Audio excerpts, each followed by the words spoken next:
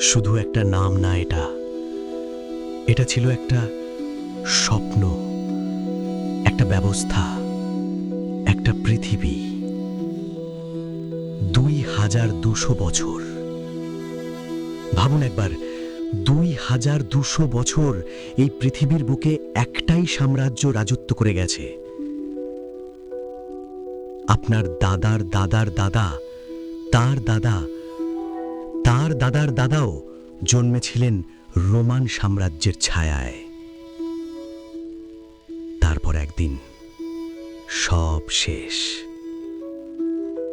কিন্তু কিভাবে?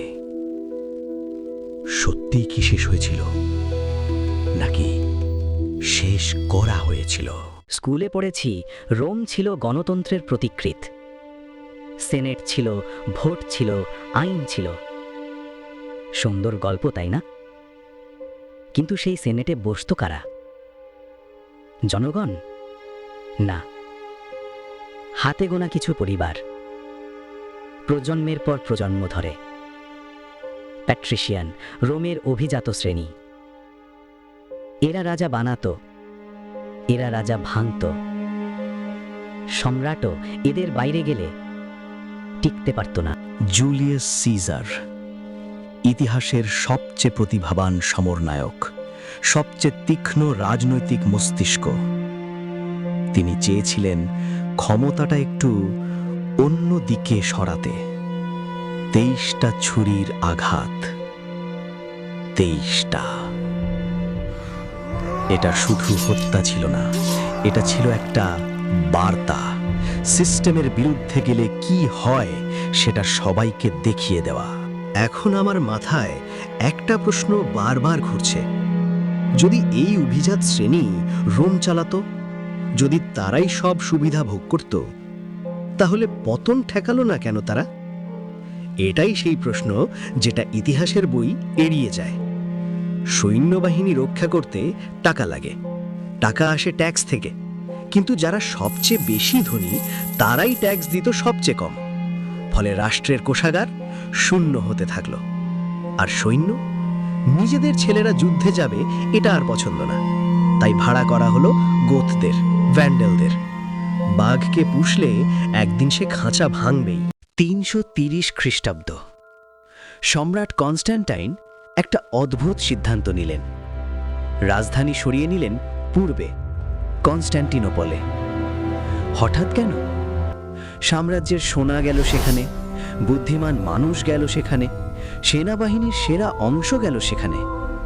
আর পশ্চিম রোম ধীরে ধীরে ফাঁকা হয়ে গেল।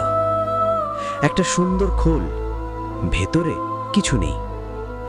ডাইভারশন নাকি পরিকল্পিত স্থানান্তর? আপনি বিচার করুন। আরেকটা জিনিস, কনস্ট্যান্টাইনই প্রথম রোমান সম্রাট যিনি খ্রিস্ট ধর্ম গ্রহণ করলেন। এটা কি শুধু বিশ্বাসের পরিবর্তন ছিল? নতুন ধর্মের ছাতার নিচে এলো নতুন পরিচয়। পুরনো অভিজাতরা নাম বদলালো, পোশাক বদলালো, কিন্তু ক্ষমতা একই জায়গায় রইল। গল্পে শুধু নায়কের নাম বদলেছে, নাট্যকার একই। 476 খ্রিস্টাব্দ। অডোয়াসার তার তলোয়ার তুলল। পশ্চিম রোমের শেষ সম্রাট রোমুলাস অগাস্টুলাস সিংহাসন ছাড়লেন। ইতিহাস বলে বারবারিয়ানরা রোম ভেঙেছে, কিন্তু আমি বলি রোম ভেঙেছিল ভেতর থেকে। বারবারিয়ানরা শুধু ঠেলা দিয়েছিল। এখন একটু চোখ বন্ধ করুন। আজকের পৃথিবীতে কি এমন কোনো ব্যবস্থা দেখছেন যেখানে গণতন্ত্রের মুখোশে কিছু মানুষ সবকিছু নিয়ন্ত্রণ করছে, যেখানে রাজ্য রক্ষার দায়িত্ব ভাড়াটে হাতে তুলে দেওয়া হচ্ছে? ইতিহাস কখনো মরে না, সে শুধু পোশাক বদলায়। রোমের গল্প শেষ হয়নি, হয়তো শেষ হওয়ার কথাও ছিল না।